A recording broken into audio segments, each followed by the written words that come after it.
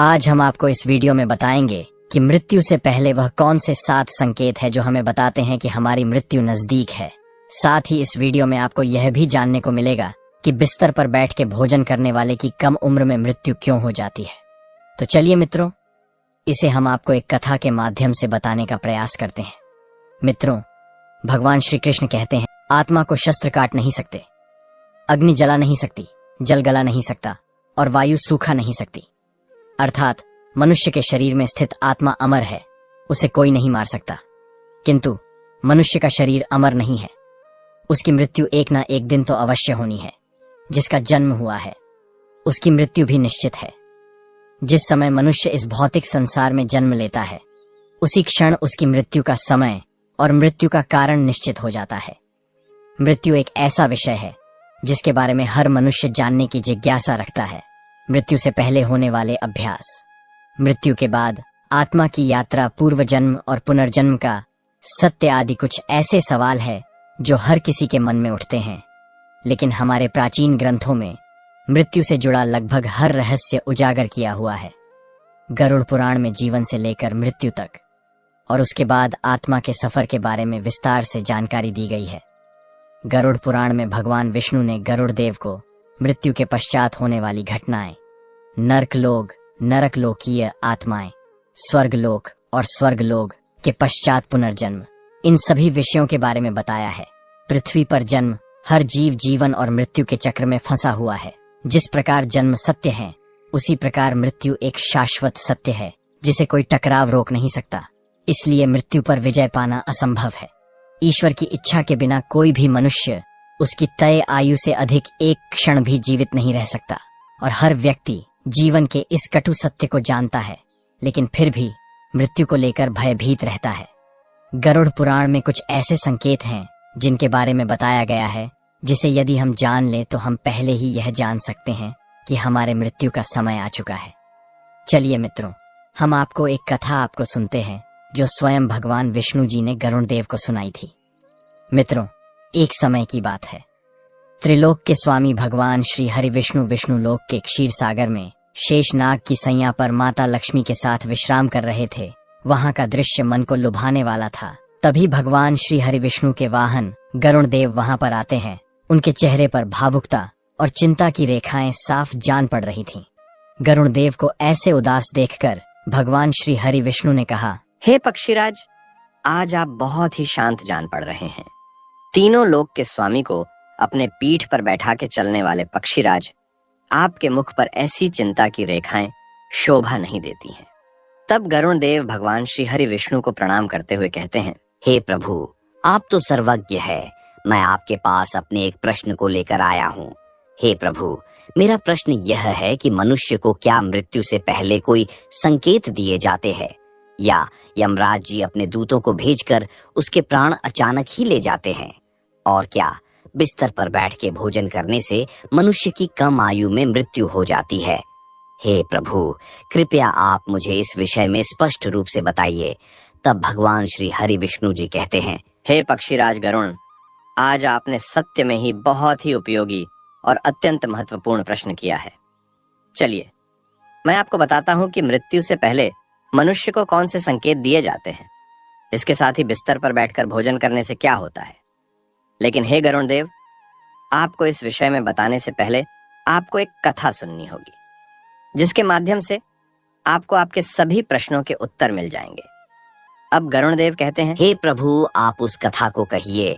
मैं उस कथा को पूरा अवश्य सुनूंगा, साथ ही इस कथा का प्रचार प्रसार भी करूंगा। तब भगवान श्री हरि विष्णु जी कहते हैं, हे गरुड़ देव, मनुष्य के जन्म मरण का चक्र मनुष्य की आदतों में छिपा होता है। मनुष्य जिस प्रकार का आचरण करता है उसे उसी के अनुसार सुख और दुख भोगने पड़ते हैं। मनुष्य की अकाल मृत्यु होने के पीछे भी उसकी आदतें ही कारणीय होती हैं। हे गरुड़ देव, पूर्व काल की बात है। मगध देश में हेमकुंडल नाम के एक प्रसिद्ध सम्राट हुआ करते थे। उनके राज्य के अंदर अनेक नगर, वन, पर्वत तथा सरोवर थे।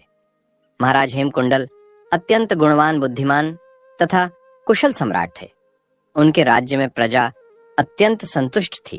प्रजा को किसी चीज की कोई कमी नहीं रहती थी। महाराज स्वयं ही अपनी प्रजा का ध्यान रखते थे। उनके राज्य में चोरों लुटेरों का कोई भय नहीं था। महाराज बड़े धर्मात्मा थे। उन्होंने अनेकों बार यज्ञ किए, दान धर्म किए तथा अनेक ब्राह्मणों और मुनियों को दान दक्षिणा दी।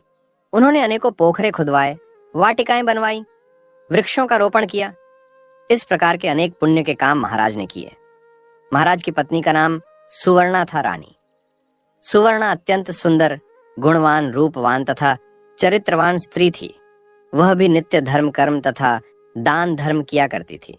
किंतु इतना सब कुछ होने के बावजूद भी महाराज को कोई संतान नहीं हो रही थी, जिससे महाराज अत्यंत दुखी थे। महाराज का दुख देखकर प्रजा भी अत्यंत दुखी थी। फिर एक दिन महाराज अपने राजमहल में बैठकर अपनी इसी बात पर विचार करने लगे कि किस पाप के कारण मुझे पुत्रहीन रहना पड़ रहा है? मैंने ऐसा कौन सा पाप किया है जो मुझे इतना बड़ा दंड मिल रहा है? अब मेरी इस समस्या का हल केवल मुनि वशिष्ठ जी ही कर सकते हैं। इसीलिए मैं उनके पास जाकर इस समस्या के लिए उपाय मांगता हूँ। फिर महाराज अपने रथ में बैठकर मुनि वशिष्ठ जी के आश्रम पर जाते हैं। वहां पर मुनि वशिष्ठ जी ने उनका स्वागत किया और उन्हें बैठने के लिए आसन देकर पूछने लगे, हे राजन, आज आपका किस कारण से हमारे आश्रम पर आना हुआ? कहीं आपने सन्यास तो नहीं लिया है? आपकी तो अभी अवस्था भी सन्यास लेने की नहीं है। महाराज मुनि से कहने लगे, हे मुनिवर, ऐसी बात नहीं है। आज मैं आपके पास एक शंका लेकर आया हूँ। मैं अत्यंत दुखी हूँ। केवल आप ही मेरी इस शंका का समाधान कर सकते हैं। राजा की बात को सुनकर मुनि वशिष्ठ जी कहने लगे, हे राजन, भला आपको किस प्रकार का कष्ट? आप तो इतने बड़े राज्य के सम्राट हैं। आपके मन में जो भी शंका हो, आप निसंकोच होकर पूछिए। मैं अवश्य आपकी सहायता करूंगा। फिर महाराज हेमकुंडल कहने लगे, हे मुनिवर, मेरी कोई संतान नहीं है। किस पाप के कारण मुझे संतानहीन रहना पड़ रहा है? संतान के बिना मेरा उद्धार कैसे होगा? मेरे राज्य का उत्तराधिकारी कौन बनेगा? कृपया आप मुझे यह बताने की कृपा करें कि किस कारण से मैं संतानहीन बन गया हूँ और मुझे संतान प्राप्ति के लिए कौन सा उपाय करना चाहिए। फिर मुनि वशिष्ठ ठीक है कहकर अपनी योग शक्ति से महाराज के पूर्व जन्म को देखने लगते हैं और महाराज से कहते हैं, हे राजन, आपको संतान सुख न मिलने का कारण आपके द्वारा पिछले जन्म में किया हुआ पाप है। पिछले जन्म में आप एक शिकारी थे जो वन में रहकर शिकार करके अपना गुजारा चलाया करते थे। फिर एक दिन आप वन में शिकार के लिए निकले थे। उस स्थान पर एक गाय अपने बछड़े को दूध पिला रही थी, किंतु आपके द्वारा अनजाने में ही आपका तीर उस गाय को लगा और वह गाय घायल हो गई। उस गाय को घायल करने के कारण ही इस जन्म में आपको पुत्रहीन होने का श्राप मिला है। अब इस बात को सुनकर महाराज बहुत दुखी हुए। उनके दुख का की ठिकाना नहीं था, क्योंकि उन्होंने आज तक कोई पाप रहित कार्य नहीं किया था। अब महाराज मुनि वशिष्ठ जी से प्रार्थना करते हुए कहने लगे, हे मुनिवर, इस पाप से मुझे कैसे मुक्ति मिलेगी? कृपया आप मुझे इस पाप से मुक्ति का उपाय बताइए। फिर मुनि वशिष्ठ जी कहते हैं, हे राजन, इस पाप से मुक्ति के लिए आप गायों की सेवा करें। इसी से आपको मुक्ति मिल जाएगी और आपको एक संतान की प्राप्ति होगी। फिर महाराज ने अपने राज्य में अनेक गौशाला बनवाई, ब्राह्मणों को गायों का दान किया और अपने महल में नित्य गाय की सेवा करने लगे। महाराज और महारानी अपने महल में नित्य गाय की पूजा और प्रदक्षिणा करने लगे और नित्य गाय को भोजन कराने लगे। इस प्रकार से अनेक दिनों तक गाय की सेवा करने के कारण महाराज को एक पुत्र रत्न की प्राप्ति हुई, जिससे महाराज अत्यंत प्रसन्न हुए और उन्होंने उत्सव मनाया। महाराज उस बालक को बड़े लाड़ प्यार से पालने लगे, उसकी हर इच्छा और मनोकामना को पूर्ण करने लगे। किंतु कुछ ही दिनों के बाद महाराज के जीवन में दुख के बादल फिर से छा गए। जब महाराज का वह पुत्र 16 वर्ष का हुआ तो अचानक एक भयानक रोग के कारण उनके पुत्र की मृत्यु हो गई। पुत्र की मृत्यु से महाराज शोक में डूब गए और सब कुछ छोड़कर वन में महाराज वशिष्ठ जी के आश्रम पर पहुंच गए। वहां पर जाने के बाद मुनि ने महाराज से पूछा, हे राजन, आप किस कारण से शोक में डूब गए हैं? वशिष्ठ जी ने अपनी दिव्य दृष्टि से सब कुछ देख लिया और महाराज को उनके पुत्र की अल्पायु में मृत्यु होने का कारण बताने लगे। हे राजन, आपको आपके पुण्य के कारण पुत्र की प्राप्ति तो अवश्य हुई है, किंतु आपके पुत्र के दुर्व्यवहार के कारण ही उसे अल्पायु में मृत्यु का सामना करना पड़ा है। आपके पुत्र ने सदैव ही बिना स्नान किए बिस्तर पर बैठकर भोजन किया है। जो मनुष्य बिना स्नान किए भोजन करता है उसकी आयु क्षीण हो जाती है। जो बिस्तर पर बैठकर भोजन करता है उसके शरीर में रोग आदि उत्पन्न होते हैं और वह भी अकाल मृत्यु को प्राप्त होता है।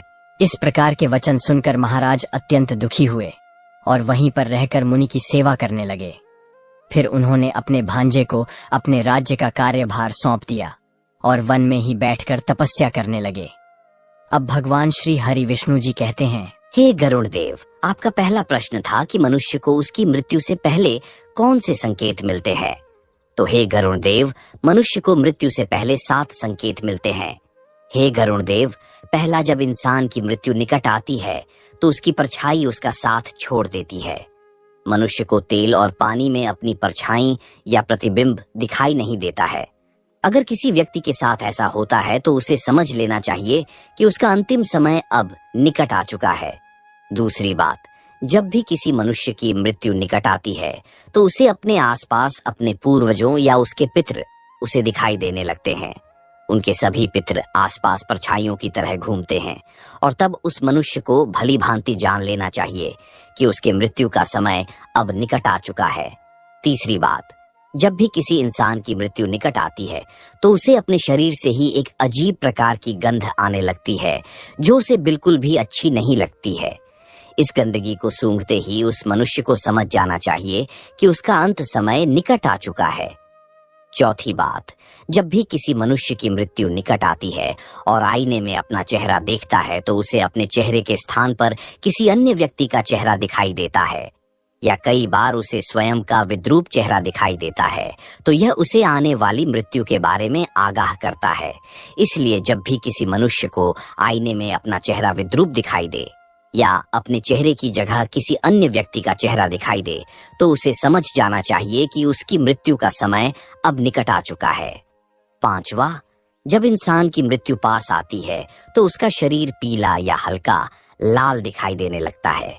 उसकी त्वचा अंदर से जलने लगती है। यदि कोई व्यक्ति पापी होता है तो उसे नरक जाने का एहसास पहले ही हो जाता है और उसकी त्वचा तपने लगती है जिससे उसे बहुत अधिक तकलीफ भी होती है। छठा, जब मनुष्य की मृत्यु निकट आती है तो उसे सूर्य और चंद्रमा की रोशनी दिखाई देना बंद हो जाती है। कई बार उसे चांद टूटा हुआ नजर आने लगता है। जब इंसान की मृत्यु निकट आती है तो उसकी जुबान थोड़ी लड़खड़ाने लगती है। जब मनुष्य के कर्म थोड़े कठोर हो जाते हैं और उससे पस निकलने लगती है, इससे निकलने वाली दुर्गंध से वह परेशान हो जाता है और मृत्यु की कामना करने लगता है। सातवां, जब इंसान की मृत्यु पास आती है तो उसकी आंखें इतनी कमजोर हो जाती हैं कि उसे अपने आसपास बैठे लोग भी दिखाई नहीं देते हैं, अर्थात उसकी आंखों की रोशनी भी कमजोर होने लग जाती है। जिस मनुष्य ने जीवन में अच्छे कर्म किए होते हैं, जिसने जीवन में पुण्य कमाया हुआ होता है, उसकी मृत्यु पास आती है तो उसे अपने आंखों के सामने एक दिव्य रोशनी की अनुभूति होती है और ऐसा व्यक्ति मृत्यु से नहीं घबराता है। लेकिन जिस व्यक्ति ने पाप किए हुए होते हैं, उसकी मृत्यु निकट आने पर उसे अपने आंखों के सामने में भयंकर रूप वाले यमराज जी दिखाई देते हैं, जिससे डरकर वह कांपने लगता है और अपने पाप कर्मों को कोसने लगता है। हे गरुड़ देव, तो यह थे वह संकेत जो मृत्यु आने से पूर्व मनुष्य को मिलते हैं। हे गरुड़ देव, आपका दूसरा प्रश्न था कि बिस्तर पर बैठ के भोजन करने से क्या होता है।